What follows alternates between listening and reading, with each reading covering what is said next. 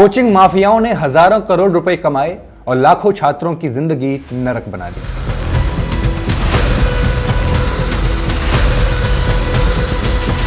कम उम्र के बच्चों को ऐसी मशीन्स में झोंक दिया गया है जहां उनकी पूरी दुनिया बस एक एग्जाम के इर्द गिर्द घूमती है।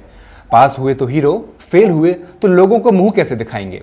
60,000 करोड़ की इस इंडस्ट्री में पढ़ाई से ज्यादा प्रॉफिट कमाने का खेल चल रहा है। झूठे वादे, फर्जी विज्ञापन, डमी स्कूलों की चाल और बच्चों के मानसिक स्वास्थ्य की पूरी अनदेखी की जा रही है। कोटा जैसे शहर, मुखर्जी नगर और ओल्ड राजेंद्र नगर, जिन्हें सपनों का शहर कहा जाता है, वहां से कितने बच्चे पढ़ लिख कर अच्छा कमा खा रहे हैं वो संख्या तो नगण्य है या हो सकती है, लेकिन वहां पढ़ाकर हर अध्यापक बोरे भर भर कर पैसे घर ले जा रहा है।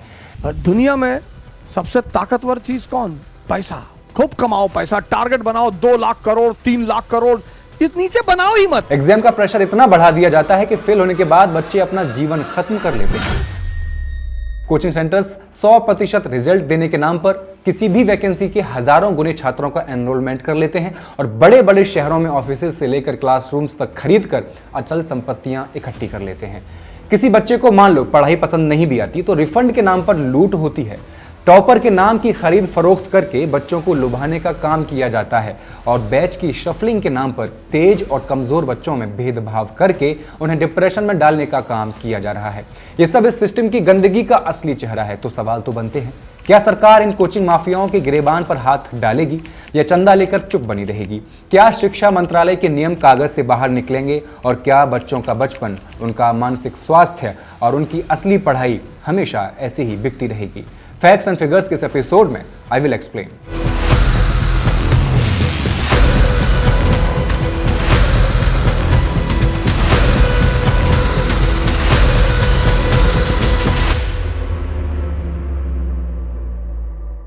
नमस्कार, मैं हेमंत और आप मॉलिटिक्स देख रहे हैं।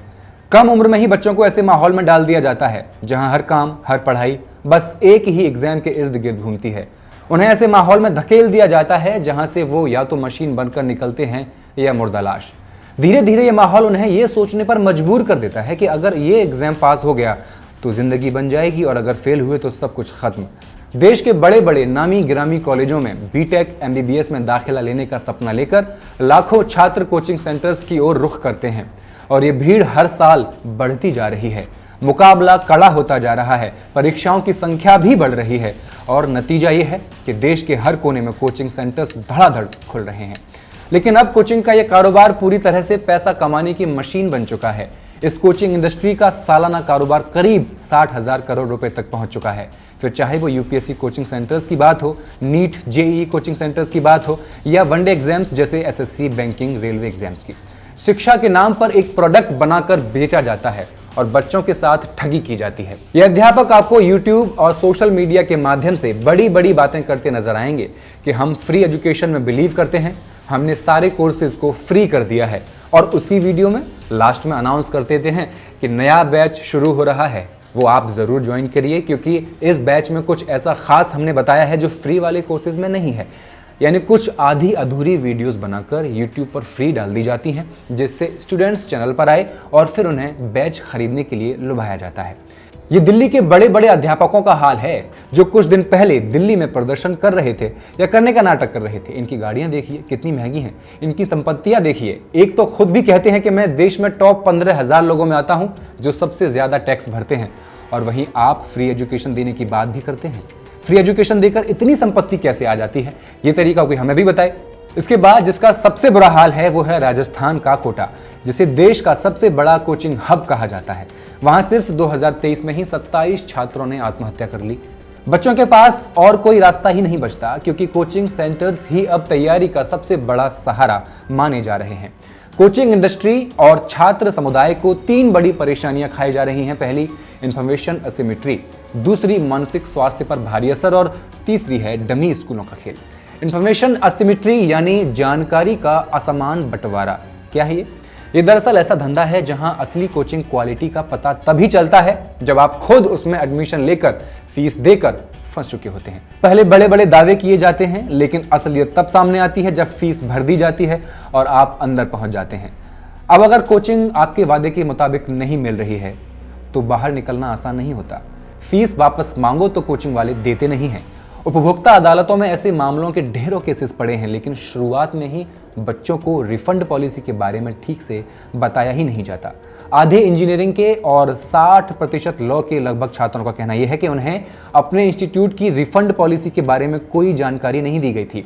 सबसे बड़ी बात, ये कोचिंग सेंटर चाहे कितने भी कारोबारी बन गए हों, लेकिन जो वादे ये ब्रोशर के जरिए या मुंह जवानी कर देते हैं, उन्हें पूरा करने के लिए इन पर कोई कानूनी बंधन नहीं है। कौन सी सुविधाएं मिलेंगी, उसकी कोई पक्की लिखित लिस्ट भी नहीं होती, और अगर नाम मात्र की लिस्ट होती भी है तो बाद में अंदर ही अंदर उसमें काट छांट कर दी जाती है। करीब 40% छात्रों ने बताया कि एडमिशन लेने से पहले उनसे किसी भी तरह का एग्रीमेंट साइन नहीं करवाया गया। मुंह ज़बानी तो कोई कुछ भी बोल दे, लेकिन किसी कोचिंग सेंटर ने क्या झूठा वादा किया उसे साबित करना लगभग नामुमकिन हो जाता है। कोचिंग सेंटर अपने मन से रिफंड के नियम बनाते हैं। अगर बच्चा बीच में पढ़ाई छोड़ भी दे तो भी माँ बाप को पूरी फीस भरनी पड़ जाती है। कुछ लोग ये घाटा चुपचाप सह लेते हैं तो कुछ मजबूरी में कोर्ट कचहरी का चक्कर लगाते हैं। शिक्षा मंत्रालय साफ कह चुका है, जिस दिन तक पढ़ाई हुई है उसका पैसा काट कर बाकी रकम लौटानी होगी, लेकिन एलन फिजिक्स वाला, दृष्टि IAS एटसेट्रा जैसे बड़े बड़े नाम भी इस आदेश को नहीं मानते। यहाँ तक कि जो छात्र पढ़ाई छोड़ देते हैं उनसे भी आखिरी पैसे तक वसूल कर लिए जाते हैं। 2023 और 24 में नेशनल कंज्यूमर हेल्पलाइन को 16,276 शिकायतें मिली, जो ज्यादातर रिफंड को लेकर थी। फरवरी 2025 तक सरकार ने 600 से ज्यादा छात्रों को 1,56,00,000 रुपए वापस दिलाए हैं। कोचिंग फेडरेशन ऑफ इंडिया के अध्यक्ष केशव अग्रवाल बताते हैं, बड़े संस्थान तो एडमिशन के वक्त ही नो रिफंड वाला कागज साइन करवा लेते हैं, जबकि कोर्ट कई बार साफ कह चुकी है ये उपभोक्ता अधिकारों के खिलाफ है। हकीकत यह है कि हर बैच के करीब 10% बच्चे अलग अलग वजहों से पढ़ाई छोड़ देते हैं, कम से कम 10%, लेकिन उन्हें एक पैसा वापस नहीं मिलता। इन कंपनियों के पास बड़ी बड़ी लीगल टीमें होती हैं और माँ बाप केस करने से पहले ही डर जाते हैं। कोचिंग वालों का कहना होता है कि कोई बच्चा अगर बीच में छोड़ रहा है तो उसकी सीट खाली छूट रही है, ऐसे में कोचिंग को घाटा है। लेकिन 2022 में चंडीगढ़ का एक मामला इसका उदाहरण है।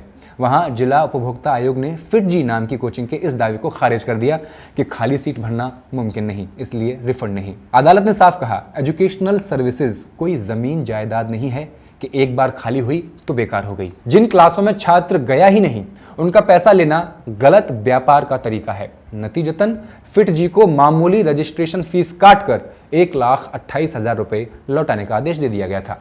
अदालत ने यह भी कहा कि एडमिशन फॉर्म पर बहुत छोटे अक्षरों में लिखे एक तरफा नियम, जिन पर अभिभावक मजबूरी में साइन करते हैं, छात्रों और परिवारों को कोई असली सिक्योरिटी नहीं देते।